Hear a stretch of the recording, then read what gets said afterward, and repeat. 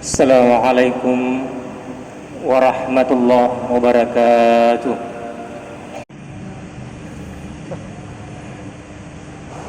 Innal hamdalillah nahmaduhu wa nasta'inuhu wa nastaghfiruh wa na'udzu billahi min shururi anfusina wa min sayyiati a'malina. May yahdihillahu fala mudhillalah wa may yudlil fala hadiyalah. Asyhadu an la ilaha illallah wahdahu la syarikalah, iyyahu na'budu wa iyyahu nasta'in, wa asyhadu anna sayyidana wa nabiyyana wa maulana Muhammad. Allahumma salli wa sallim ala sayyidina Muhammadin wa ala alihi wa sahbihi ajma'in, amma ba'd. Ya ibadallah, usikum wa nafsi bitaqwallah, faqad fazal muttaqun. Faqad qala Allah subhanahu wa ta'ala fil Qur'anil Karim, wa huwa asdaqul qailin. A'udzu billahi minasy syaithanir rajim. Bismillahirrahmanirrahim. Ya ayyuhalladzina amanu taqullaha haqqa tuqatih wa la tamutunna illa wa antum muslimun. Shadaqallahul azim wa ballagha rasuluhul karim wa nahnu ala dzalika minasy syahidin wasyakirin walhamdulillahi rabbil alamin. Kaum muslimin sidang jamaah Jumat yang dirahmati oleh Allah Subhanahu wa taala. Pertama-tama marilah kita senantiasa memanjatkan puji syukur kepada Allah Subhanahu wa ta'ala atas segala limpahan rahmat dan hidayahnya serta nikmatnya yang tak terhitung jumlahnya. Nikmat kesehatan yang menjadikan kita mampu beraktivitas secara baik, termasuk datang ke tempat yang mulia dan penuh berkah ini untuk melakukan salat Jumat secara berjamaah. Dan tentu nikmat yang tak kalah pentingnya jamaah yang berbahagia yang patut kita syukuri adalah nikmat iman. Keberadaannya yang terus mendorong kita untuk senantiasa menjalankan apa yang diperintahkan oleh Allah Subhanahu wa ta'ala dan menjauhi apa yang dilarangnya. Dengan iman, insyaallah kita pun dapat memperoleh hidayah yang dapat menerangi kehidupan kita semua, insyaallah. Yang kedua, salawat dan salam mari kita haturkan kepada junjungan kita Rasulullah Muhammad sallallahu alaihi wasallam, Nabi yang telah mengajarkan kepada kita banyak hal, yang telah mencontohkan kepada kita semua bagaimana menyikapi hidup dan kehidupan kita ini, yang sejatinya telah diajarkan bahwa setelah alam dunia ini, dunia yang kita jalani ini, ada kehidupan yang abadi yang disebut dengan akhirat, di mana segala perbuatan kita jamaah yang berbahagia akan kita pertanggungjawabkan. Selanjutnya, melalui khutbah ini, khatib mengajak kembali kepada seluruh hadirin yang dirahmati Allah untuk senantiasa meningkatkan ketakwaan kita semua kepada Allah Subhanahu wa ta'ala. Sekaligus kami mengajak kembali untuk memperbaiki persatuan kita sebagai bangsa dan memperkokoh ukhuwah Islamiyah kita, ukhuwah insaniyah kita, dan ukhuwah wataniyah kita, saudara setanah air, setelah kita melakukan pesta demokrasi 2 hari yang lalu. Hadirin sidang jamaah Jumat yang berbahagia, hari ini merupakan hari yang istimewa di sisi Allah Subhanahu wa taala, karena hari Jumat disebut dengan Sayyidul Ayyam, penghulu segala hari. Hari ini juga merupakan Jumat pertama di bulan Sya'ban 1445 Hijriah. Ini artinya jamaah yang berbahagia, kita telah memasuki suatu bulan yang juga memiliki keistimewaan dan kelebihan seperti bulan-bulan yang lain. Oleh karena itu, sebagai umat Islam, kita juga perlu punya semangat yang tinggi dalam menyikapi bulan Sya'ban, seperti juga bahkan kalau perlu lebih bersemangat lagi dari sikap kita dalam pesta demokrasi yang kita telah laksanakan 2 hari yang lalu. Jamaah Jumat yang berbahagia, izinkan kami menyampaikan suatu topik khutbah yang terkait dengan kemuliaan bulan Sya'ban. Jamaah Jumat yang berbahagia, bulan Sya'ban adalah bulan yang ke-8 dalam kalender Hijriah kita. Dan kalau kita jamaah yang berbahagia merunut sejarah, menengok kembali sejarah yang ada, ternyata Sya'ban ya adalah nama bulan yang sudah dikenal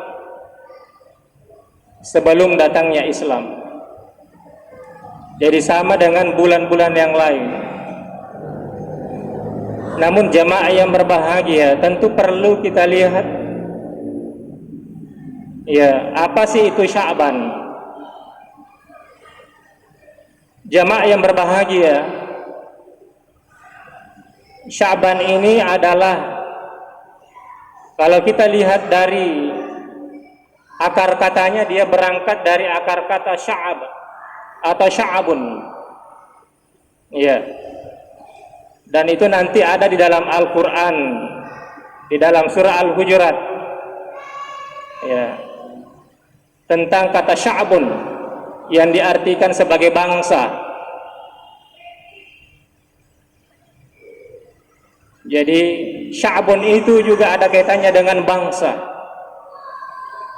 Nah, namun jamaah yang berbahagia, kalau kita melihat makna sya' di dalam kamus-kamus, maka itu dimaknai dengan tafarraqa atau tasyattata. Artinya jamaah yang berbahagia berpisah. Apa hubungannya jamaah yang berbahagia berkata-kata tafarraqa? Nah, ternyata di dalam kultur orang Arab jamaah yang berbahagia, para Islam, di bulan Sya'ban itu adalah tempat mereka berpencar, berkelompok.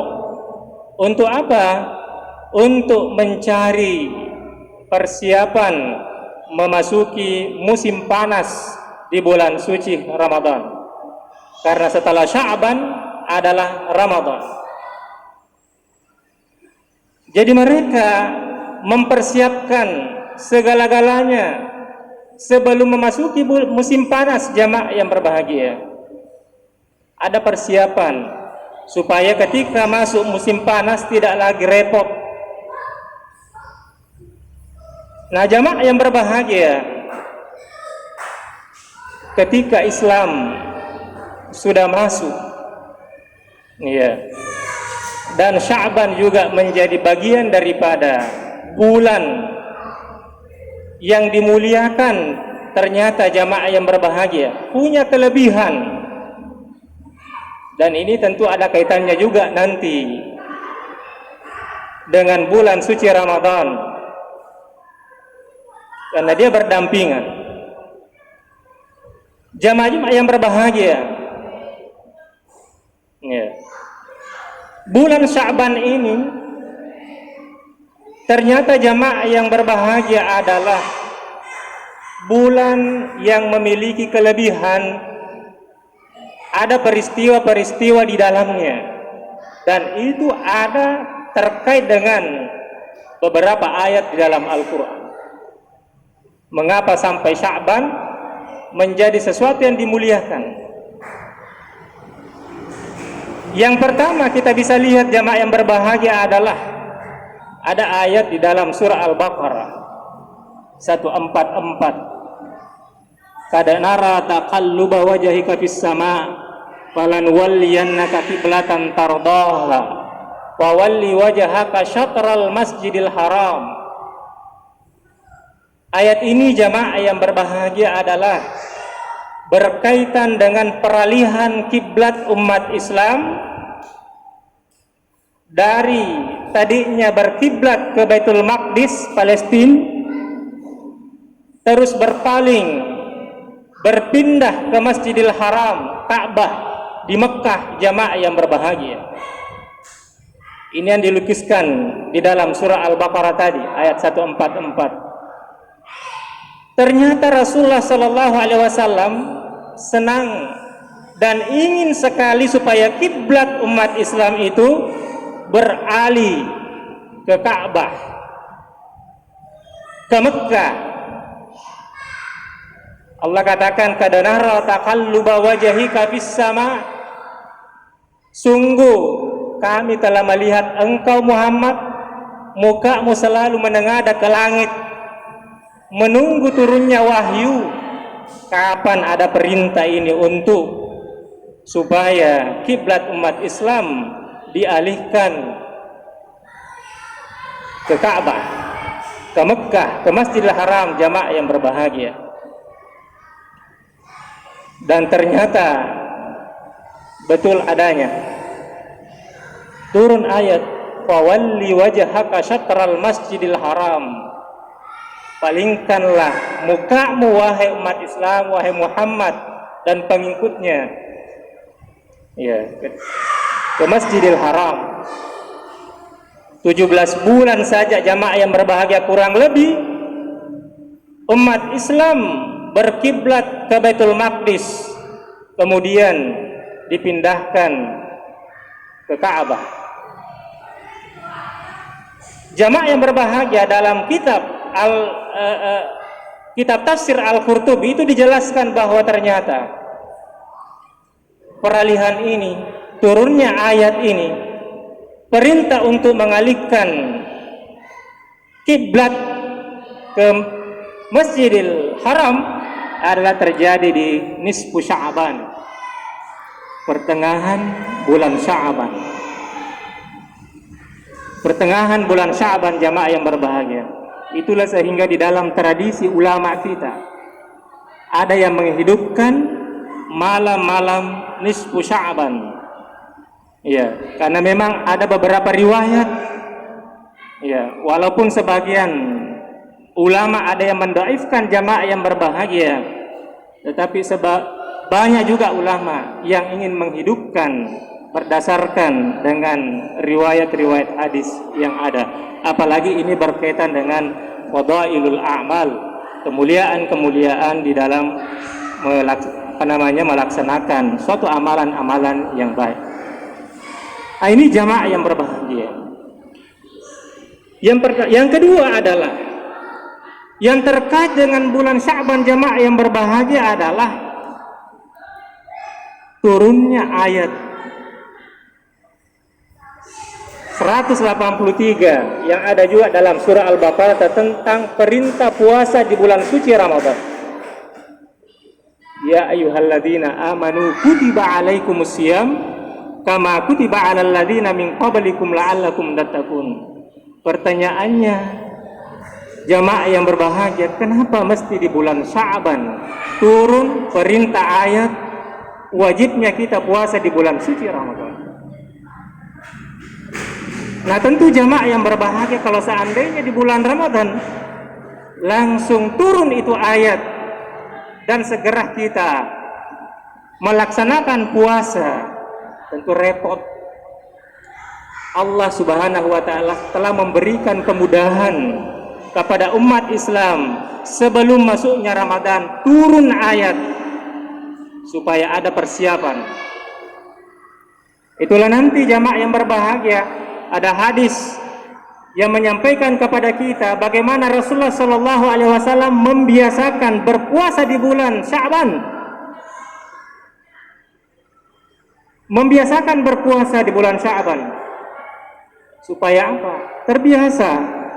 Jangan nanti ketika masuk di bulan suci Ramadan jamaah yang berbahagia, ya, tidak bisa beradaptasi. Ibaratnya di bulan Sya'ban kita banyak berpuasa, ibaratnya kita pemanasan supaya ketika masuk nanti Ramadan kita berpuasa tidak ada masalah. Secara spiritual, secara mental, semuanya sudah siap jamaah yang berbahagia karena kita sudah membiasakan. Nah ini sehingga ada satu sahabat yang bernama Usama bin Zaid jamaah yang berbahagia bertanya kepada Rasulullah, wahai Rasulullah, ada apa? Kenapa sampai di bulan Sya'ban engkau berpuasa lebih banyak dibanding dengan bulan-bulan yang lain selain bulan suci Ramadan? Ya. Hadis Nabi jamaah yang berbahagia di dalam riwayat An-Nasa'i dikatakan, beliau mengatakan, zalika syahrun yakfulun nas. Ternyata jamaah yang berbahagia, Rasulullah mengatakan bulan Sya'ban itu ternyata sering dilalaikan oleh manusia, sering manusia abaikan,